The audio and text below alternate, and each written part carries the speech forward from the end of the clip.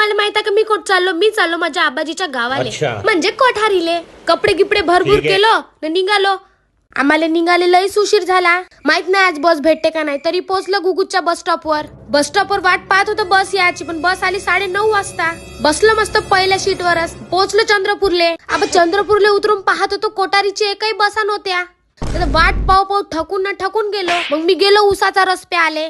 मस्त होता बाई उसाचा रस, एकच नंबर. पिऊन टाकलो गट्ट एका घुटामध्ये. कोठारीची बस नाही तर भावाले बोलून गेलो, भावाच्याच घरी राहिले. आम्हाला जायचं होतं दुबईला, पोहोचलो चीन मध्ये. आता कसं तरी काढतो बाप्पा रात्र. मग टीव्ही वर लावलं होतं हृदयाचे मस्त लहानपणीचे व्हिडिओ. आमचं हृदय म्हणते तुझे होट बाय फाटले म्हणते, ते वॅसलीन लावून देत होता मला. मग झाली सकाळ, केली आम्ही तयारी गावाला जायची आबाजीच्या. ऋदूले पप्पी दे म्हणत होतं, जीप दाखवत होतं मला लंबी.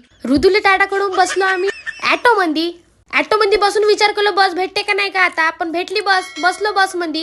हा ड्रायव्हरनं तर आम्हाला कलाशामध्ये उतरवून दिलं. मग अजून वाट पाहत होतो कोठारीची बस कधी येते. बापा माझ्या मायनं पसारा काढला. बसलून या एसीच्या बस मध्ये. काय बाप्पा इकडचे रोड कसे दनादन झाले. आमच्या गावाकडचे रोड की धडच नाही. बंडी दिसली तर समजलो गावाला बा म्हणून. पोहोचलो आम्ही मग कोठारीले. गावातल्या बंड्या पाहिल्या तर बसूशाच वाटते त्याच्यावर. आपा इकडे घर बी मस्त बनले आहे आता.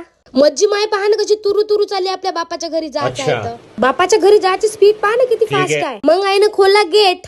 बापा पोहोचलो. बापा आबाजीचं घर पहा कसं आहे. तुमच्याकडे घर असे आहे का कमेंट मध्ये सांगा जो बरं. टाटा.